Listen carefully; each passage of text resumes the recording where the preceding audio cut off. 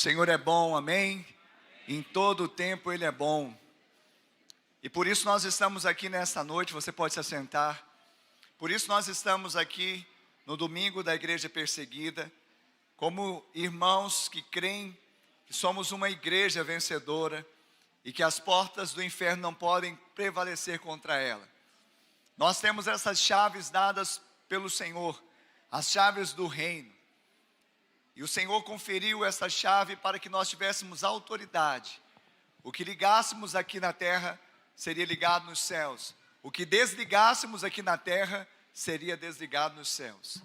A palavra do Senhor diz em Mateus 24, 9: então eles os entregaram para serem perseguidos e condenados à morte, e vocês serão odiados por todas as nações por minha causa. Jesus, ele está fazendo aqui uma explicação a respeito do princípio das dores, do princípio do fim. Jesus está aqui falando com seus discípulos, ali que estavam com ele no Monte das Oliveiras, que chegaria o tempo, quando haveria uma perseguição extrema, homens e mulheres sendo condenados à morte, odiados por todas as nações por causa dele. Lá em Romanos capítulo 12, versículo 21, a Bíblia diz assim: não se deixem vencer pelo mal, mas vençam o mal com o bem. Essa é a chamada para nós como igreja. A igreja, ela não destila ódio. A igreja não destila revanche. A igreja, ela sim exala o bom perfume de Cristo. Para aqueles que são salvos é cheiro de vida. Para aqueles que não ativam a sua fé e perecem é cheiro de morte. Mas ela sempre vai exalar o bom perfume de Cristo. E por isso, diante dessa realidade, mais de 360 milhões de cristãos perseguidos no mundo, nós precisamos mais do que nunca olharmos para o retrato dessa igreja do primeiro século e entendermos que ela tinha princípios através dos quais ela não apenas foi pujante, foi fiel, mas cresceu e se multiplicou. A prova disso é que nós estamos aqui hoje. Se nós estamos aqui hoje, em pleno século 21, na pós-modernidade, é porque homens e mulheres foram fiéis e permaneceram firmes, não obstante a perseguição que sofreram. 1 a cada 7 cristãos são perseguidos. Há uma realidade, como nós falamos há pouco, de uma lista mundial de perseguição, onde 50 países do globo há uma perseguição que, de certa forma e de uma forma efetiva, traz muitos obstáculos para a fé cristã. E nós, evidentemente, olhando para esse contexto, nós podemos pensar onde começou essa perseguição. Lá em Mateus 24, esse texto que nós lemos, Jesus estava saindo de Jerusalém, ele reuniu seus discípulos para um tempo particular nesse monte chamado Monte das Oliveiras.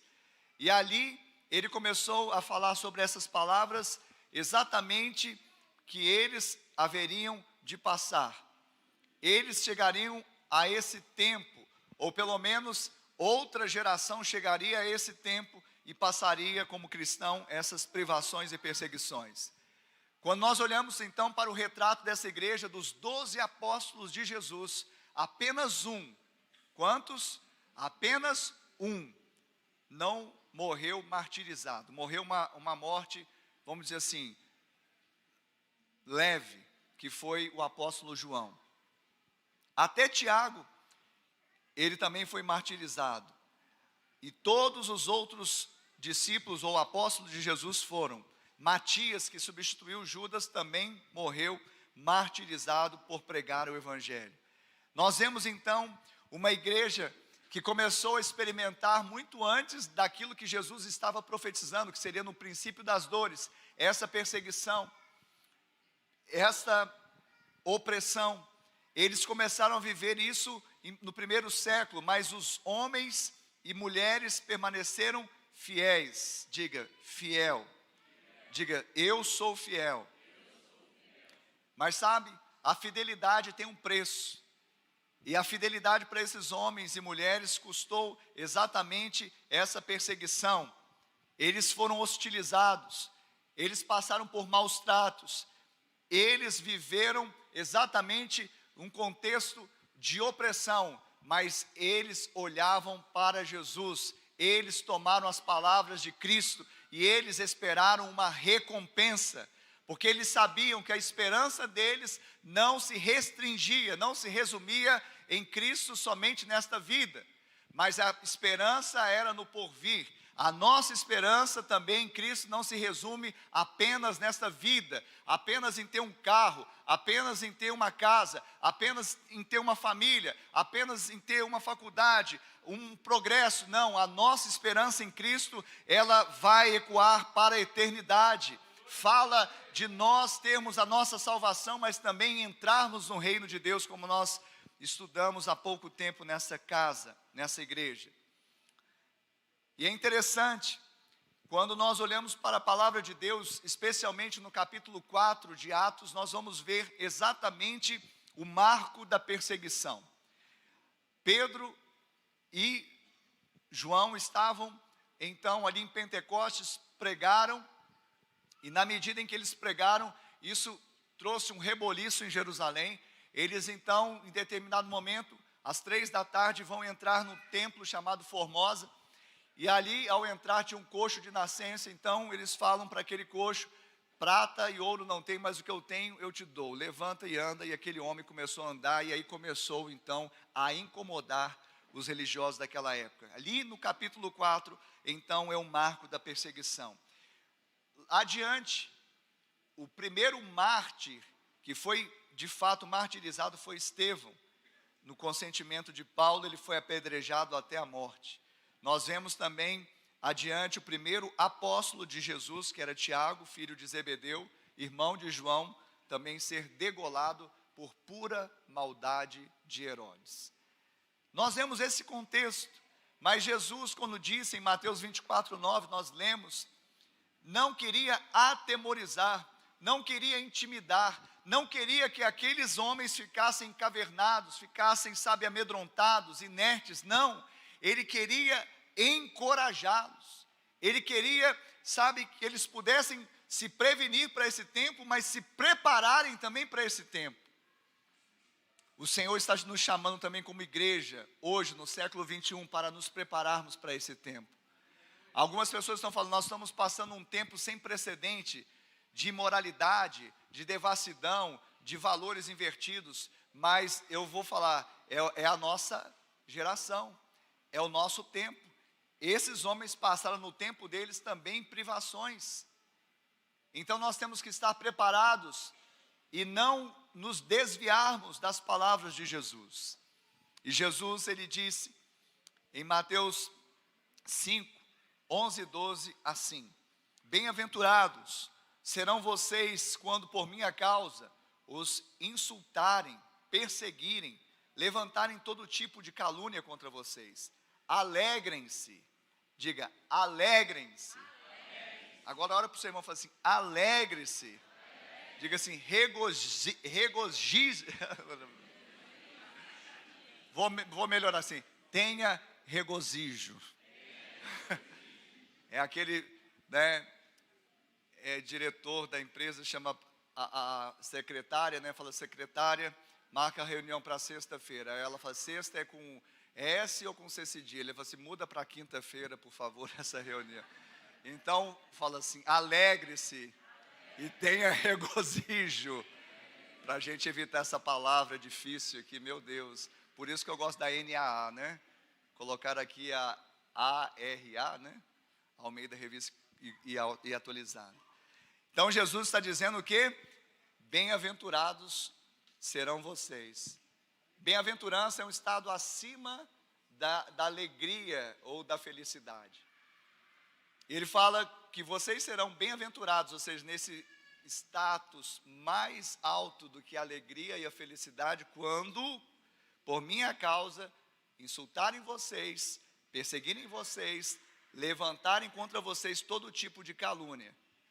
Vocês podem se alegrar se isso acontecer e terem regozijo, porque é grande a recompensa de vocês nos céus, pois da mesma forma que perseguiram os profetas que viveram antes de vocês. Ou seja, ele falava para aquele povo que estava no primeiro século: antes de vocês, profetas sofreram. E agora eu estou aqui para falar: antes de nós, os discípulos sofreram, os apóstolos sofreram. Então nós temos que preparar, nos levantar. Não podemos estar inertes, porque existe uma bem-aventurança. Não existe bem-aventurança quando nós damos causa à perseguição no sentido pejorativo, no sentido, como? De caráter corrompido. Você é uma pessoa que fica realmente, sabe, comportamento inadequado, inconveniente, pecando, desobedecendo às autoridades, dando mau testemunho. Se você é perseguido por isso, não existe nenhuma bem-aventurança, não existe nenhuma alegria, não existe nenhuma recompensa. Mas se você fazendo o bem, praticando a justiça, você é perseguido, então você é bem-aventurado. Amém, Jesus? Quem entendeu isso? Glória a Deus por isso. Essa é uma palavra que nós temos que guardar no coração, principalmente um tempo como esse, é ou não é? Quem acha que essa é uma palavra atual? Quem tem certeza? Tem uns que acham. Agora, quem tem certeza que é uma palavra atual? Mais atual do que o jornal que foi vendido hoje. Amém? Aleluia. Então nós temos essa palavra. Mas Jesus também, ele disse, nesse mesmo contexto, mas agora registrado no Evangelho de Lucas, capítulo 21, 14 e 15, ele diz assim: mas convençam-se de uma vez de que não devem preocupar-se com o que dirão para se defender, pois eu lhes darei palavras e sabedoria a que nenhum dos seus adversários será capaz de resistir ou contradizer. Hoje nós estamos vivendo um tempo que as pessoas estão buscando muito informações, mas na verdade não são informações fidedignas, né? Porque muitas vezes a pessoa fica na internet e fica aquela celeuma e todo. Por quê? Porque elas estão carentes de conhecimento, estão carentes de sabedoria. Para que elas ficam buscando isso? Para terem argumentos, para poderem argumentar, para poderem se defender, para poderem fazer uma apologia. O que é apologia? Uma defesa de uma tese, e no nosso caso, defesa de fé. Algumas pessoas ficam assim, mas sabe, eu tenho aprendido e eu quero ensinar nessa noite que você precisa aprender a orar, buscar em Deus a sabedoria que vem do alto. A Bíblia diz, e Tiago escreveu dizendo que toda boa dádiva e todo dom perfeito desce do alto, do Pai das luzes, onde não há mudança nem sombra de variação. Então essa boa dádiva, esse dom perfeito desce do alto e vai descer sobre a sua vida no nome de Jesus.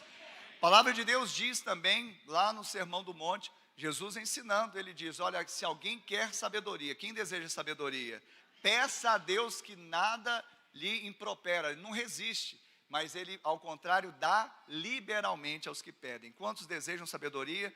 Então peça ao Senhor, ore, fala com Ele, abra a palavra, papire a palavra. Sai da internet, toda hora vem um assim com um negócio de internet. Para, gente, vamos focar na palavra. E eu vou, assim, com toda humildade, você não está sendo alimentado pela palavra que sai desse púlpito, não? Quem está sendo alimentado pela palavra que sai desse púlpito aí? Dá um glória a Deus e um aleluia. Então para que você vai ficar procurando? Eu não estou falando mal de ninguém, são pregadores, estão cuidando, mas Deus está dando uma palavra direcionada e profética para aquele tipo, para aquela igreja, para aquela chamada, para aquela igreja. Não existe ninguém, ouça o que eu estou falando, eu não estava no script, mas não existe ninguém que conheça a dieta mais apropriada para o rebanho do que o pastor da igreja local. Amém, querido, mas que possa ser assim até a volta de Cristo, viu? Amém, querido? Mas não é verdade, gente? Eu não estou fazendo aqui, sabe, eu não sou candidato a nada, não estou fazendo proselitismo, eu estou falando algo real. E vai trazer confusão, não é, pastora? Então, agora é claro, olha para a vida desse homem de Deus que está ali e fala como aquela mulher: esse é o homem de Deus. Se você está reconhecendo como homem de Deus, Então, faça um quarto para que ele profetize sobre a sua vida, sobre a sua família. Se não é, eu vou procurar um homem de Deus. Amém, Jesus? Então, quando Jesus disse isso, eu quero te falar nessa noite, porque nós estamos vivendo esse tempo, voltando aqui, né, a perseguição. Você vai ser confrontado, valores estão invertidos. Na escola estão passando valores invertidos. Você tem que se posicionar, mas você vai se posicionar, sabe, na força do braço, no grito, na revanche, sangue no olho, vai ficar, sabe, papirão, e eu tenho que saber todas as filosofias. Busque o Senhor, que Ele vai trazer palavra na sua boca a hora que precisar. E não vai haver nenhum homem, por mais sábio dessa terra, que vai conseguir te contradizer, porque você vai na autoridade do Espírito de Deus. Aqueles homens, discípulos de Jesus, eles eram indoutos, incautos, eram simples, a maioria deles pescadores. E quando eles eram colocados diante das autoridades religiosas e civis daquela época, eles abriam a boca e ninguém podia resistir, a não ser falar, realmente eles estiveram com Jesus. É assim que as pessoas vão falar a seu respeito, porque o espírito de conhecimento, o espírito de sabedoria está descendo sobre a sua vida através da palavra, dos oráculos de Deus, da unção de Deus, para você perseverar e ser fiel num tempo como esse de perseguição. Claro, as pessoas que militam na área de educação e outras áreas precisam se cercar também de um conhecimento, não tem problema nenhum, mas não vai ser a sua base, não vai ser o seu compêndio, sua base, seu compêndio vai ser Espírito Santo de Deus, sabedoria do alto. Alguém pode dar um glória a Deus aí para eu lembrar que eu estou numa igreja renovada, avivada, cheia do Espírito Santo.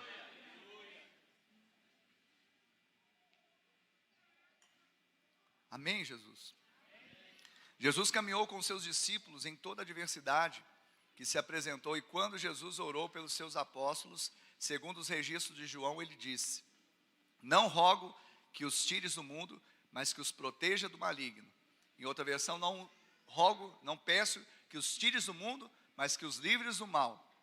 Eles não são do mundo, como eu também não sou. Santifica-os na verdade. A tua palavra é a verdade. Assim como me enviaste ao mundo, eu os enviei ao mundo.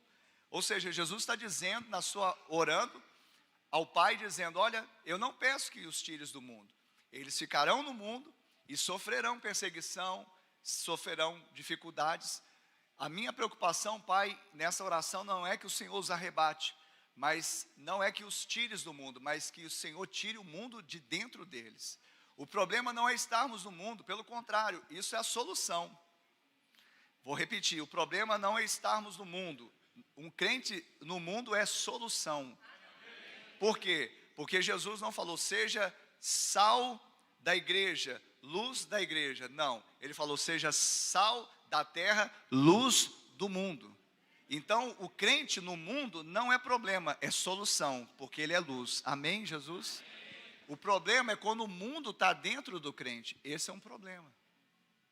Porque Jesus, ele pagou um preço para tirar o mundo de dentro de nós. E Jesus orou, não peço que os tires do mundo, mas que os livre do mal. A palavra do Senhor diz que muitas serão ou são as aflições do justo, mas de todas. Quantas aflições o justo passa? Faça-se muitas. Quantas aflições você passa, o justo passa? Mas de quantas o Senhor te livra? Não, tem que ser mais alto. O muito de aflição é assim um tom moderado. Quantas aflições você como justo passa nesse mundo?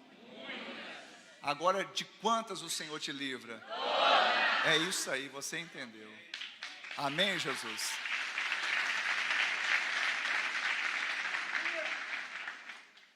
Então, Jesus falou, eles vão sofrer isso porque eles não são do mundo, eu também não sou, é uma questão de identidade. Mas ele diz também, santifica-os. Sabe como nós nos santificamos para vencer, sermos fiéis? Na palavra.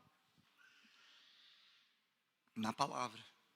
Não é vendo Big Brother, não é vendo novela, não é, sabe, horóscopo, não é... É isso aí que você pensou também, não é. É o livro preto que a coreana perdeu e depois achou.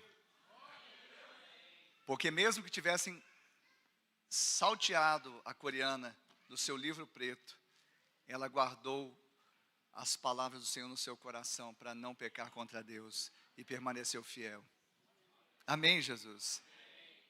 Mas sabe, para os cristãos perseguidos, há relato de quando os agentes do Portas Abertas vão em campo visitar os cristãos perseguidos em seus países, eles percebem que tem um pedido em comum. Sabe qual que é o pedido em comum que eles têm?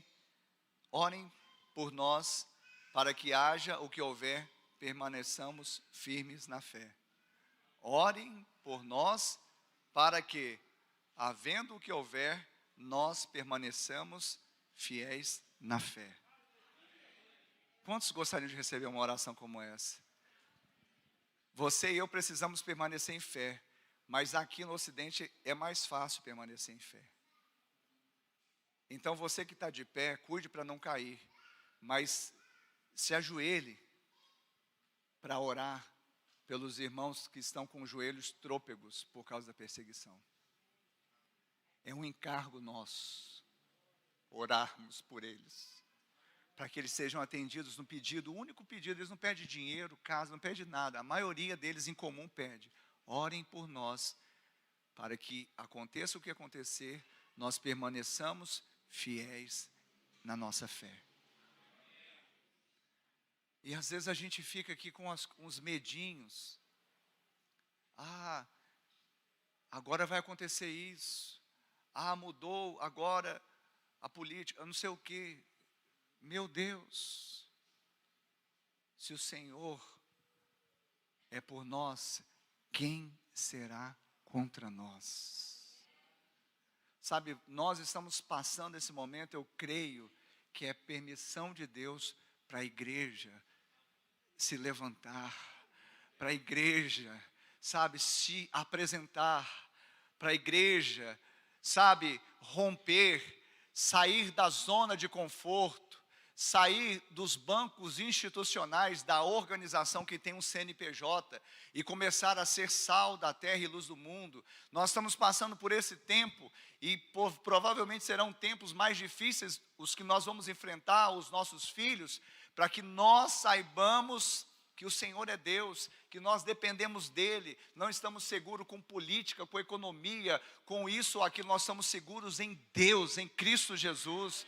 Nós precisamos voltar o nosso coração e depender dEle. Isso não exime a nossa oração pelas autoridades, isso não exime a nossa cidadania, devemos exercê-la com os nossos princípios e valores, mas a nossa esperança não está limitada somente nesta vida, pelo amor de Deus. Essa igreja, ela nos ensina, ela nos mostra. E eu não sei quantos de vocês já passou ou já passaram por uma perseguição mais acirrada, não daquelas veladas, não daquelas assim, parece que aquele cara olhou meio atravessado para mim, pastor. Parece, é você que está cismado. Eu falo algo real, algo que alguém te discriminou porque você era um seguidor de Jesus. Vou contar um testemunho meu. Para quem não sabe, eu fui oficial da Polícia Militar, eu fui policial militar 18 anos. Glória a Deus por isso. Amo a bicentenária milícia de Tiradentes, Polícia Militar de Minas Gerais, a melhor do Brasil. 18 anos. Entrei na base dela como soldado em 1999, tem um colega meu de turma, CTSP 99 aí? Tem. Dois. O Giva está lá. Olha só que benção, o Giva, Monsueto, são de 99. Amigos since, desde, né? É isso mesmo, em inglês? Pois bem, aqui na unidade que eu trabalhava, no 17º, eu tive a honra e o privilégio de inaugurar o grupo especializado em policiamento de área de risco. GEPAR. Fique tranquilo, tá? Se eu já te prendi, fique tranquilo. Eu posso orar por você, amigo, tá bom? E espero que você tenha se arrependido do seu pecado e das suas transgressões. Mas nós tivemos essa oportunidade de começarmos. Recebi até os parabéns na inauguração lá no Pisque Morumbi, era o Pisque Morumbi, inaugurando com aquela blazer na época, o aparato, aquela coisa toda, e o Odelmo Leão, parabéns, tenente. Comandante do GEPAR. E a gente fez muito trabalho, o GEPAR é uma força muito interessante, porque a estratégia é de prevenção, de promoção social e de repressão qualificada. É uma repressão que pinça exatamente aonde a coisa acontece. Pois bem, nesse momento, nós tivemos lá muitas apreensões, prisões, e é claro que existe sempre uma cobrança, e hoje não está diferente. Eu converso com os amigos, e em um determinado momento teve um pico de homicídio, e o homicídio é uma modalidade de crime violento que traz muita comoção social, e de fato, precisa trazer, porque é uma vida, é o maior bem jurídico tutelado, não é verdade? Os do direito, é o maior bem jurídico tutelado, é a vida. Então, quando há um homicídio, embora Uberlândia, as estatísticas são pequenas a respeito de homicídio, não mudou não, né? É pequena, comparadamente com outras cidades, até menores que Uberlândia, Uberlândia não tem, ou pelo menos não tinha esse problema. Mas no meu setor, explodiu. Mas tudo ligado, infelizmente, à droga. E aí o subcomandante me chamou. Ah lá, o subcomandante entrou na sala dele lá. Falou assim, vem cá, Arturo. Aí eu entrei. Pode sentar lá na sua mesa. Aí, ó, nem quer falar comigo, subcomandante. Aí, ele me chamou e falou assim, você já viu os números do seu setor? Você viu que a curva de homicídios. E o seu grupo precisa dar resposta. O que você está planejando? Isso aconteceu amanhã e hoje ele está me cobrando o que eu tinha de estratégia para resolver o homicídio. Eu vou falar rapidamente aqui, não estou dando uma de assessor de segurança pública, mas existe o triângulo crime. Eu tenho que explicar isso, para você entender um pouquinho. É uma teoria que como o crime acontece? Acontece porque, normalmente, 3 vértices do triângulo se juntam e aí acontece o crime. Quais são? Autor motivado, ambiente favorável e vítima vulnerável. Autor motivado, ambiente favorável e vítima vulnerável. Vai acontecer o crime. É ou não é?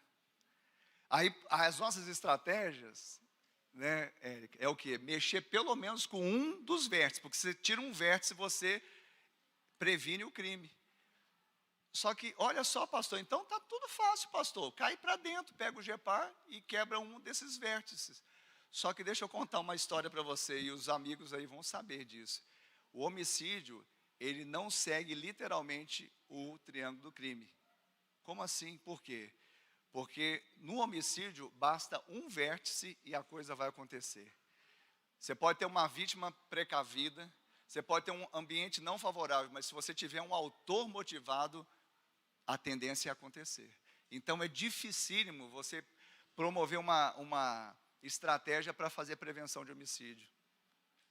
Você não sabia que o seu pastor sabia tanto assim, né?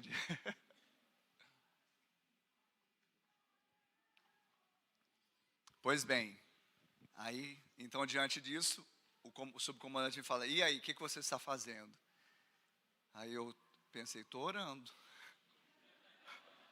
Só que eu pensei alto e falei, senhor subcomandante, eu sei que foi depositado uma confiança muito grande em mim. E foi até o comandante que me chamou para liderar o primeiro GEPAR de Uberlândia. E nós temos um trabalho, temos uma equipe boa, o senhor sabe. E com a ajuda de Deus, eu falei assim, com a ajuda de Deus, com a graça de Deus, nós vamos fazer de tudo para reverter esses números. Olha que bonito, né?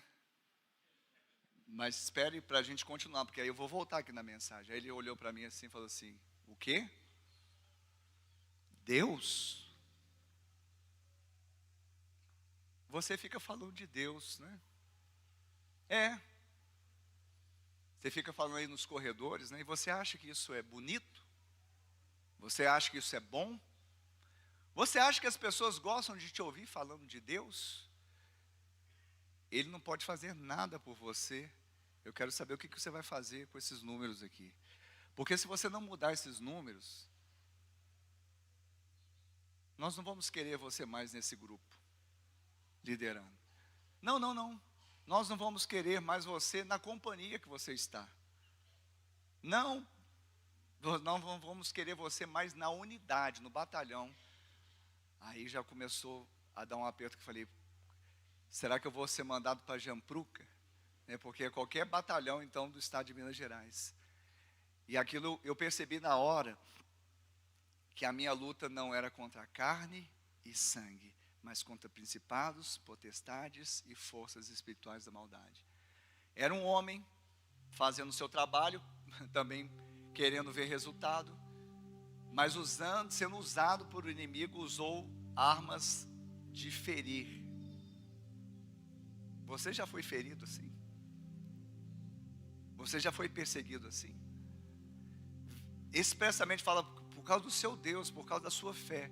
Alguém fala que não, isso não vai acontecer, para com isso, as pessoas não estão gostando disso. Eu quero ver o que você vai fazer, senão nós vamos te tirar daqui. Você já passou por isso? Alguma coisa parecida com essa? Se passou não dando causa negativa, mas por causa da justiça, a Bíblia diz que você é bem-aventurado.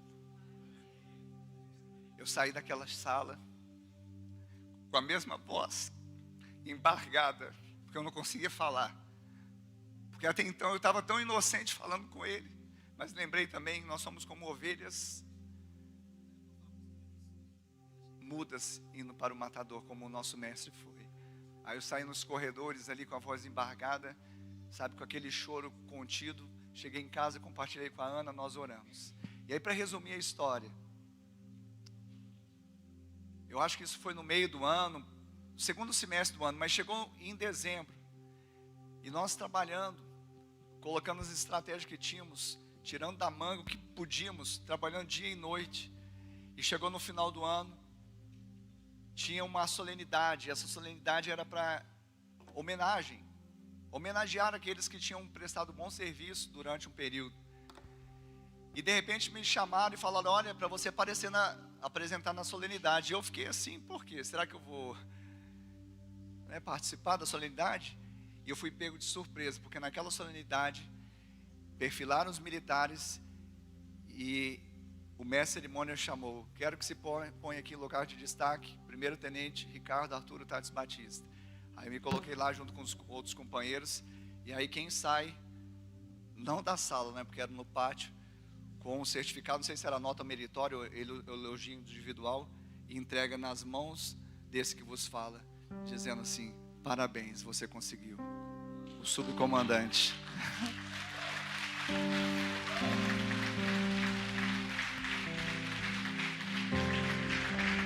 Eu quero te falar algo. Talvez o seu algoz, o seu perseguidor, não vai entregar uma nota meritória, um elogio para você. Mas você pode ter certeza que o general, que é Cristo, já entregou essa nota meritória, esse elogio para você.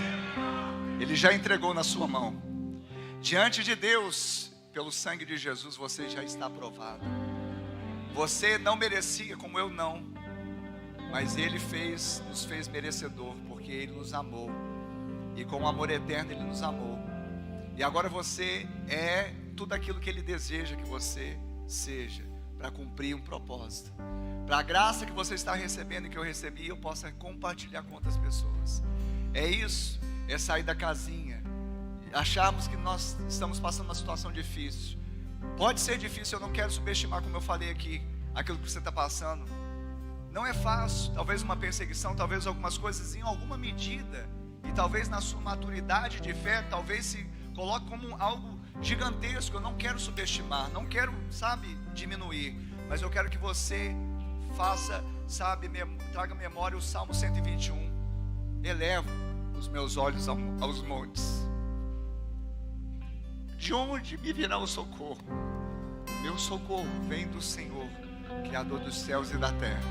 É assim que esses irmãos que vivem em países mais perigosos da terra, eles fazem, porque estão passando todos os dias, que a gente passa talvez uma vez por ano, uma vez por semestre. Eles passam de uma medida forte, sabe? A palavra diz: a quem muito é dado, muito será cobrado. Hoje nós estamos na igreja ocidental que temos facilidade, mas o que nós estamos fazendo com essa liberdade? Eu vi muita gente nessa pilha política falando: a gente vai perder liberdade, a gente vai perder direitos, eu vou perder isso. Mas tudo bem, e agora que a gente não perdeu nada, o que nós estamos fazendo com isso? Nós estamos preocupados com aquilo que vamos perder, e o que a gente tem, a gente não está fazendo nada. Nós precisamos nos apresentar. Se apresente lá na sua célula. Você está lá na sua célula, a coisa está acontecendo, você não está fazendo nada. Meu Deus, se apresente ao líder e fala assim: eu quero ajudar. Querido, mas eu não tenho muita habilidade, eu não sei fazer muitas coisas. Um copo d'água que você dá pelos pequeninos, você está dando para Jesus. Não existe trabalho insignificante. Insignificante é não trabalhar. Não existe trabalho que não tenha importância. O errado é não trabalhar, não servir. Eu e você, diante desse quadro, não diante do meu testemunho, eu só pus aqui porque eu senti paz em trazer esse testemunho, porque de certa forma foi uma perseguição religiosa que eu sofri. Mas eu olho para esses homens aqui e eu falo: o que eu estou fazendo? E a gente precisa sair daqui nessa noite falando: o que eu estou fazendo? Como eu falei, a gente veio para o aniversário da igreja, a igreja linda, pintada, arrumada. Alguém fez isso de forma voluntária, e eu amo os voluntários dessa igreja.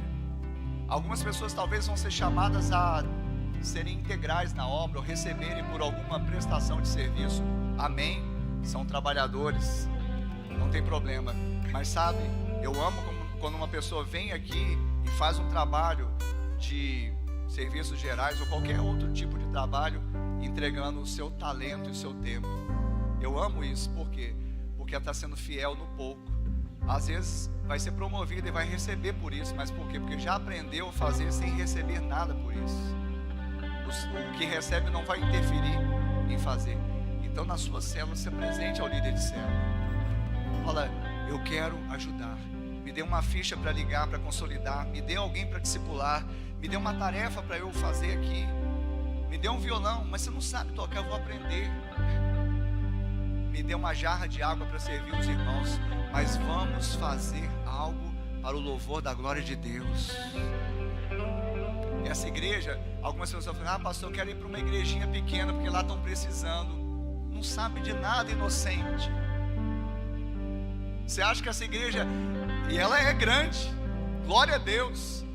Passou aqui no final de semana passado, aqui no aniversário, no sábado e domingo, 1.144 pessoas nessa igreja.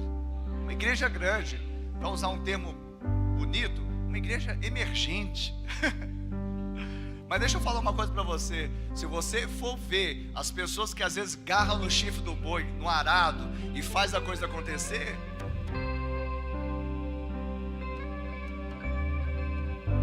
às vezes então eu vou lá para a igreja pequena porque lá estão precisando. Nós estamos precisando aqui, porque hoje nós somos grandes, mas para aquela igreja maior nós somos pequenos.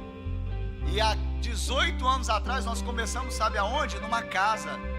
E continuamos em casas. Então a gente pode crescer o quanto for grande para servir, mas continuaremos numa configuração pequena através das células, para se importar, para estar pequeno e não esquecermos, como eu falei semana passada, dos pequenos começos, para não nos envaidecermos.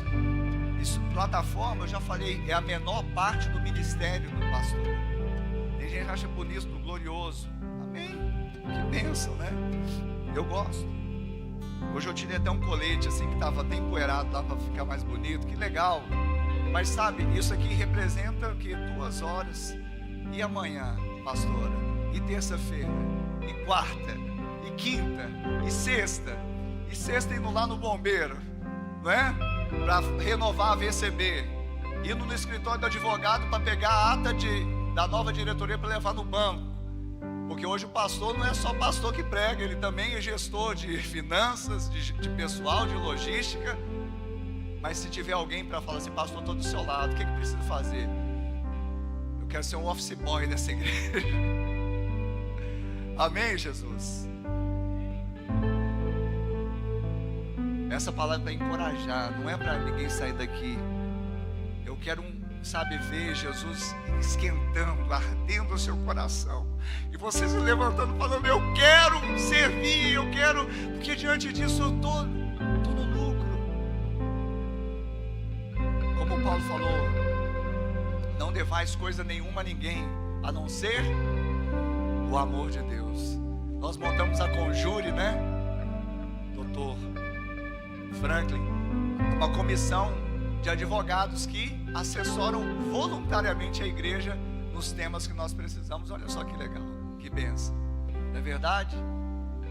O irmão lá já veio consertar ar-condicionado aqui na igreja, que bênção.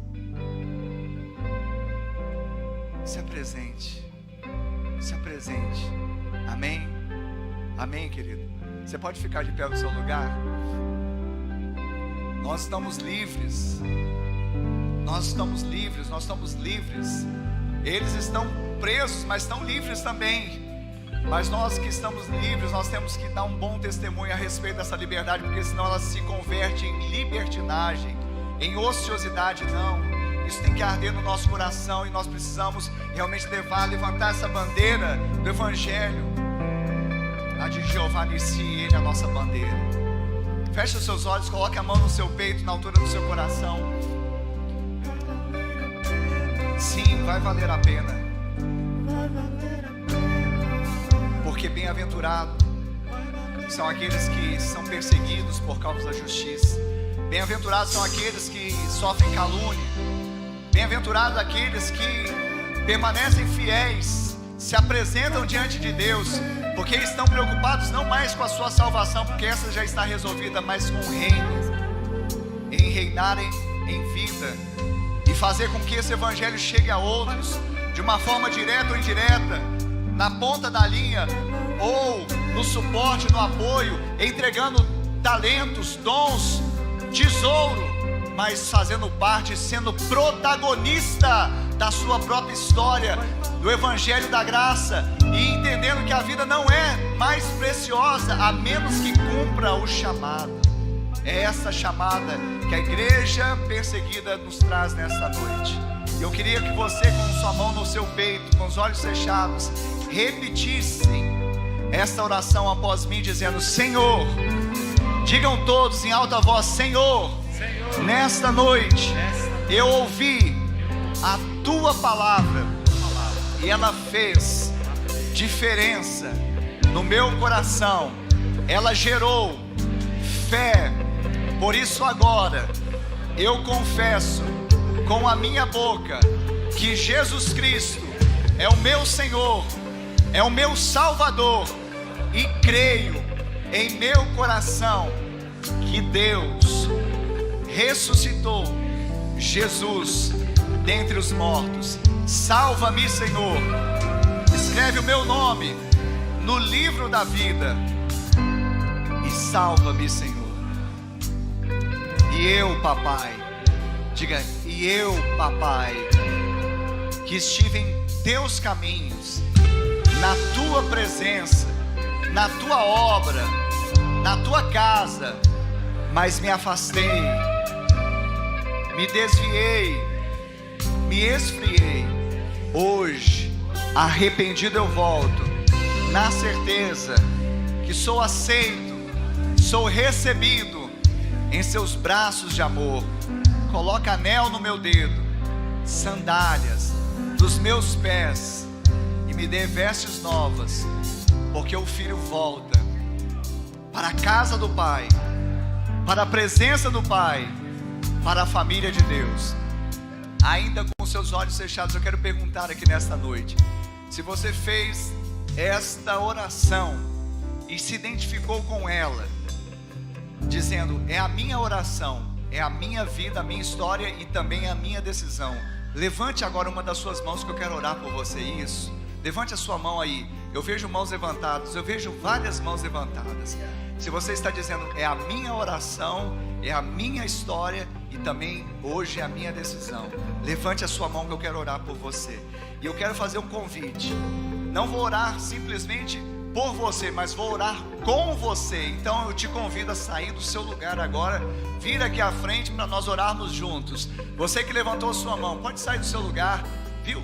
Pode vir sem constrangimento, estamos em família. Isso, saia do seu lugar, vem aqui à frente. Você que levantou a sua mão, fique de frente para mim aqui. Glória a Deus, querido. Aleluia, obrigado, Senhor, porque Ele te trouxe aqui.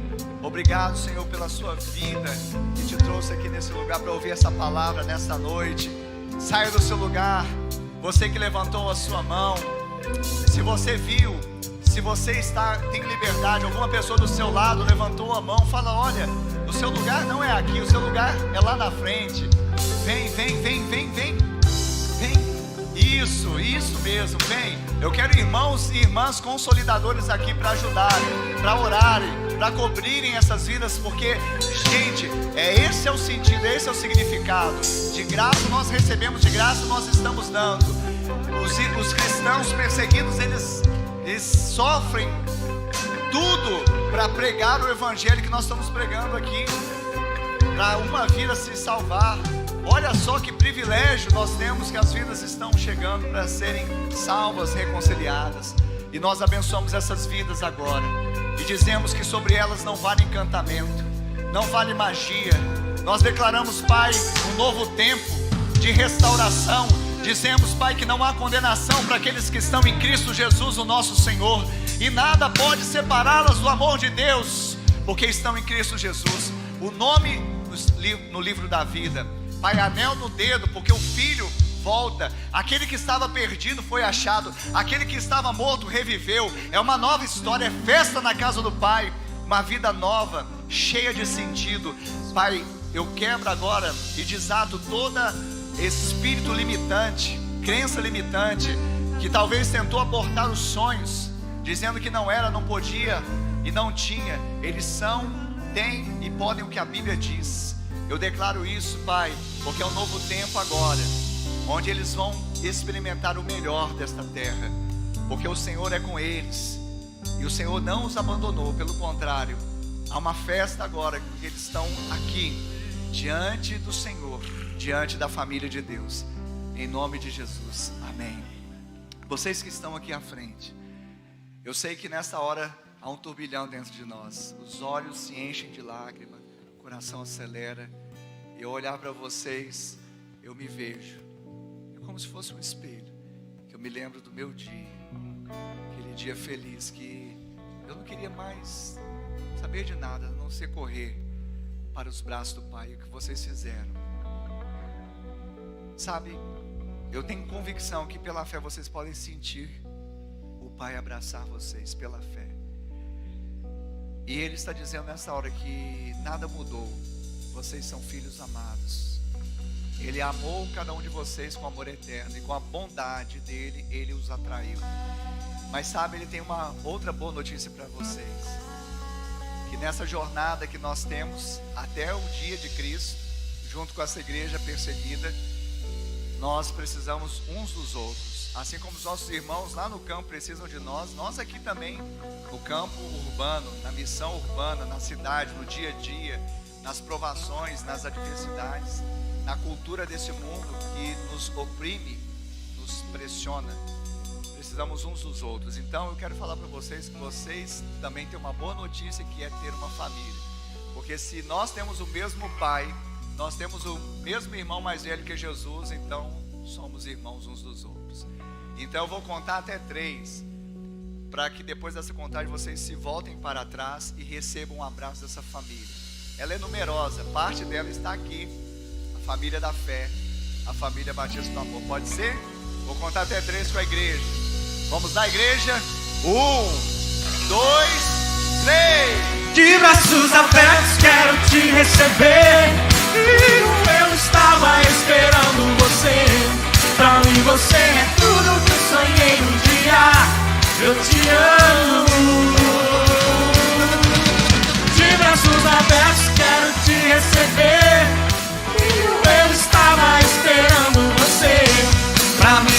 é tudo. Eu sonhei um dia, eu te amo. Sejam bem-vindos à família de Deus. Sejam bem-vindos à família de Deus. Aleluia. Os irmãos estão ao lado de vocês e vão tomar nota do nome, do telefone, para a gente ser família de verdade, que se importa. Nós vamos participar da mesa. Diga para o seu irmão assim: o mestre chama. Não, olha para o seu irmão do lado aí, a sua irmã, fala assim: o mestre chama. Vem cear. Diga: o mestre chama. Vem cear. Amém? A mesa está posta. E quem é chamado para a mesa? Deus não faz acepção de pessoas, mas Ele faz acepção de atitudes. Os que são convidados para a mesa é porque se credenciaram pela fé a se sentar ali. Caso contrário, vai ser só uma refeição e não vai ter sentido algum. Então, a atitude que Deus faz acepção é a atitude de fé. Então, se você já ativou sua fé para receber Jesus Cristo de Nazaré como seu único e suficiente Senhor, e você já se batizou nas águas, reconhecendo publicamente que você pertence a Ele, então você se assenta na mesa, recebe o pão e o cálice para cear. Amém? Eu peço então aos diáconos, às diaconisas, que sirvam então o povo, que aqueles que já aceitaram Jesus, aqueles que já foram batizados, recebam agora os elementos da ceia para cearmos juntos.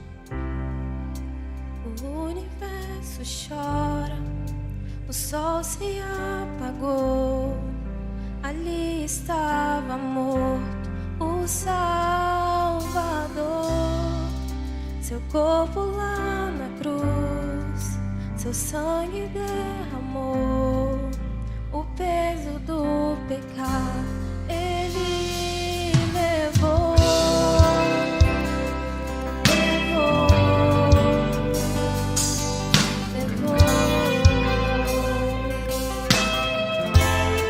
Esteja orando, igreja. Deus Pai abandonou. Esteja examinando o seu coração. Respirar. Em trevas se encontrou O Filho. Fala com o Pai, vê se há em algum caminho mau. a morte. É um tempo de recomeço. Todo o poder das trevas vencido.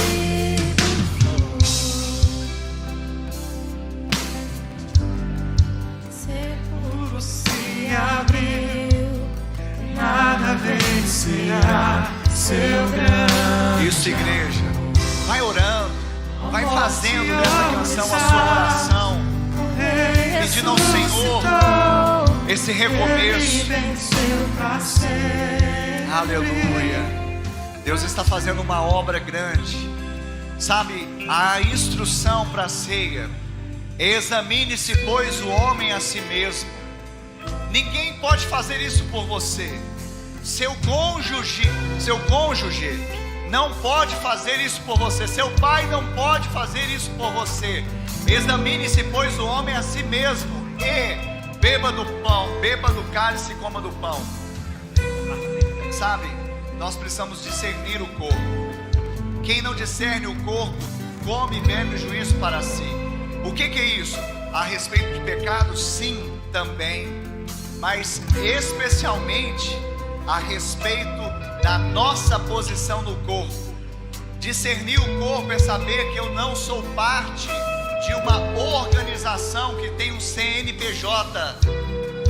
Eu sou parte de um organismo vivo do qual eu faço parte ativamente. Eu congrego, eu sirvo, eu contribuo, eu sou igreja. Caso contrário, eu vou comer somente um pedaço de pão e beber um suquinho de uvas. Eu tenho que ter esse entendimento. Discernir corpo é isso. Não é vir somente na ceia e achar que está bom. Não é vir esporadicamente na igreja, porque você é igreja. Você não vem para o prédio para parecer igreja, porque você é igreja. Você vem ao prédio, você vai para o pequeno grupo na célula, porque nós precisamos uns dos outros. Isso é discernir o corpo de Cristo. Somos membros uns dos outros. Então isso tem que ser tão contundente como a renúncia do pecado, porque isso de certa forma também é pecar contra o corpo. Amém, Jesus? Mas a palavra fala assim: examine-se, pois, o homem a si mesmo, e não coma do pão, é isso? Não, examine-se, pois, o homem a si mesmo, e faça isto e aquilo. Amém? Ceia não é para você ficar só martirizando, contrito. Não, é para você depois ser renovado, sair, sabe, dizendo: as portas do inferno não prevalecem contra a minha vida, porque Jesus não foi vencido pelo inferno, pela morte, pela cruz. Eu sou filho de Deus, Jesus está em mim, e sai da frente, porque eu vou avançar. A Bíblia diz, 1 Coríntios 11, 23: porque eu recebi do Senhor o que também lhes entreguei, que o Senhor Jesus, na noite em que foi traído, pegou um pão e, tendo dado graças, o partiu e disse: isto é meu corpo que é dado por vocês, façam isto em memória de mim. Do mesmo modo, depois da ceia, pegou também o cálice, dizendo: este cálice é a nova aliança no meu sangue, façam isto todas as vezes que o beberem em memória de mim. Agora você vai comer do pão e vai beber do cálice e vai dar graças a Deus, vai agradecer: Pai, eu te dou graças, porque por causa do seu corpo moído eu tenho vida, do seu sangue vertido eu fui purificado, e todas as vezes que eu como esse pão e bebo desse cálice, eu anuncio a sua morte até que o Senhor venha, porque o Senhor não está morto, o Senhor vive e reina e vai voltar. Então celebre nesta noite, igreja. Pra sempre exaltado é, pra sempre adorado é, pra sempre Ele vive, ressuscitou,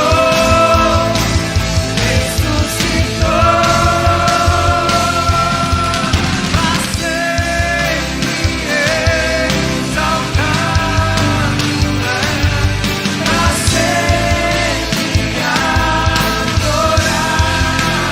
é, pra sempre Ele vive, ressuscitou.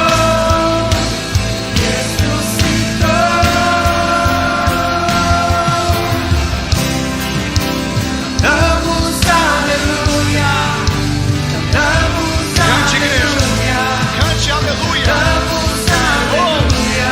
O Aleluia. Cordeiro Você pode celebrar, venceu. você pode pular, você pode dançar na presença do Senhor, porque Ele venceu a morte. Cantamos Aleluia. aleluia. Só a igreja agora, cantamos aleluia. Oh!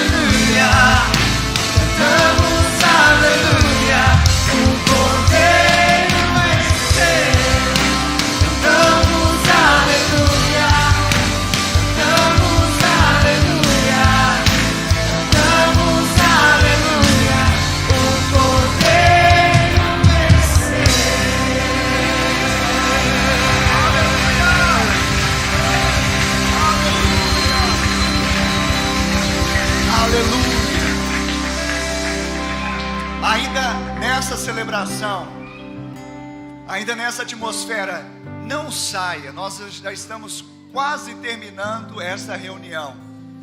Não saia.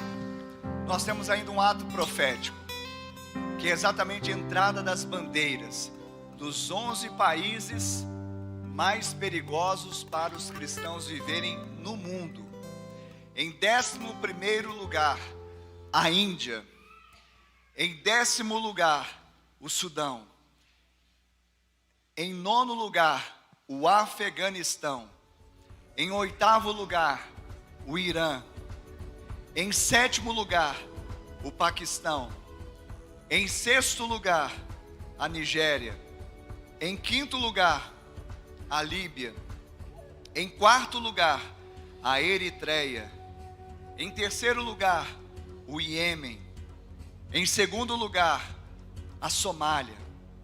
Em 1º lugar, a Coreia do Norte.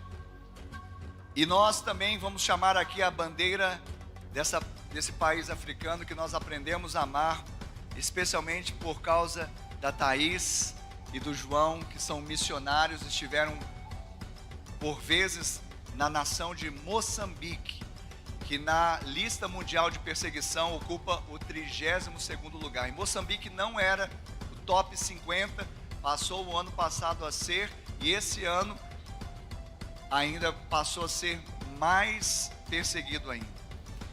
Então esses países, eles figuram entre os países mais perigosos para um cristão viver e morar. Nós vamos fazer um ato profético aqui, vamos orar.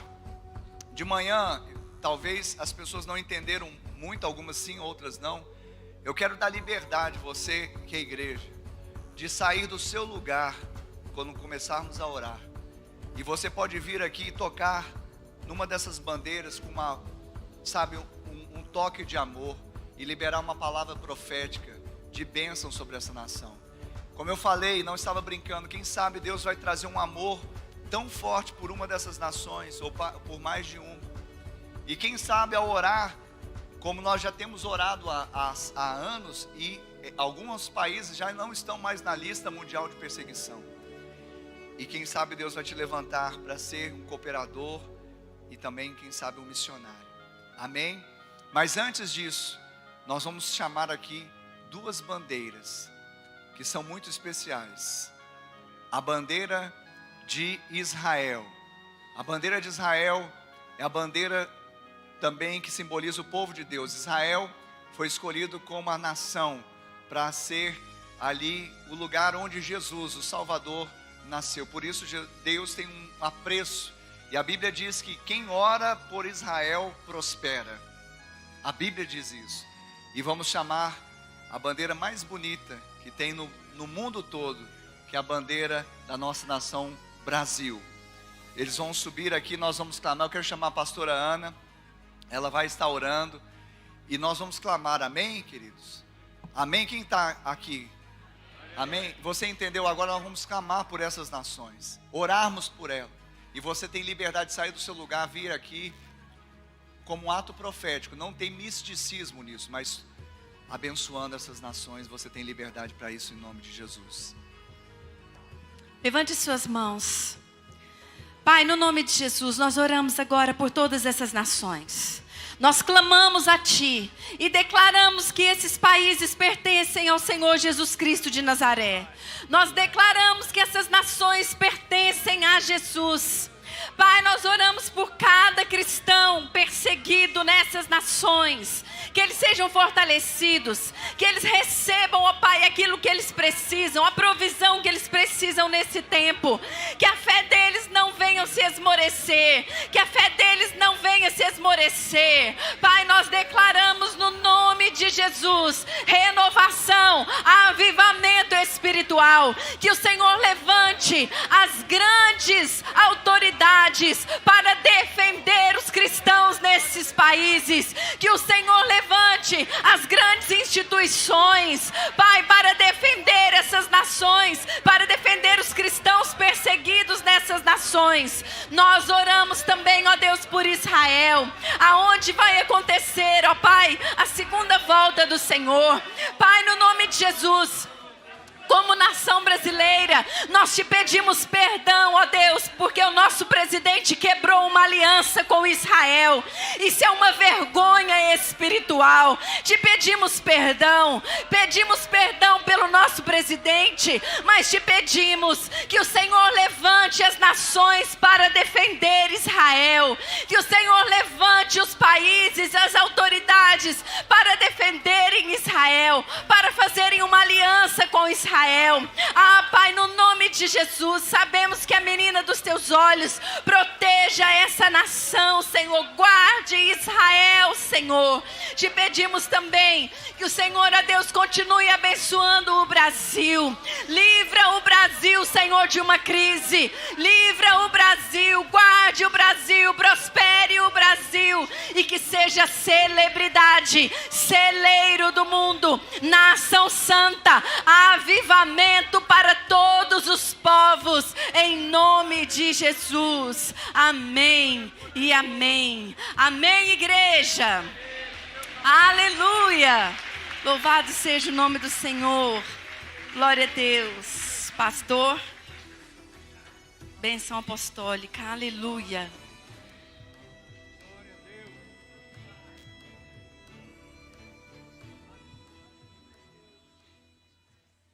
Aleluia. Queridos, durante a semana, nós vamos lançar nos nossos grupos das células os motivos de oração também, para estarmos orando por essas nações. Então, isso não para aqui. Esse é o momento que nós tivemos, mas isso vai continuar durante a semana, no pequeno grupo e principalmente no seu coração. Amém, Jesus? Amém, povo de Deus? Aleluia. Você tem uma missão, amém? Deus confiou uma missão e você tem um chamado. Se apresente. Simplesmente diga: eis-me aqui. Sabe, há fileiras esperando que você se apresente. Nós temos aqui a diaconia, temos a consolidação, a comunicação, temos vários ministérios com crianças, com mulheres, temos tanta coisa. Queremos fazer realmente uma obra relevante e atuante nessa cidade, e não só em Uberlândia, mas também nos confins da terra onde o Senhor nos levar. Amém? Que o amor de Deus Pai, a graça de Deus Filho e a doce comunhão e consolação do Deus Espírito Santo seja com todo o povo de Deus, hoje e sempre. Amém e amém. Deus abençoe, vão na paz. Uma semana de bênção e vitória, em nome de Jesus. Pode acender a luz.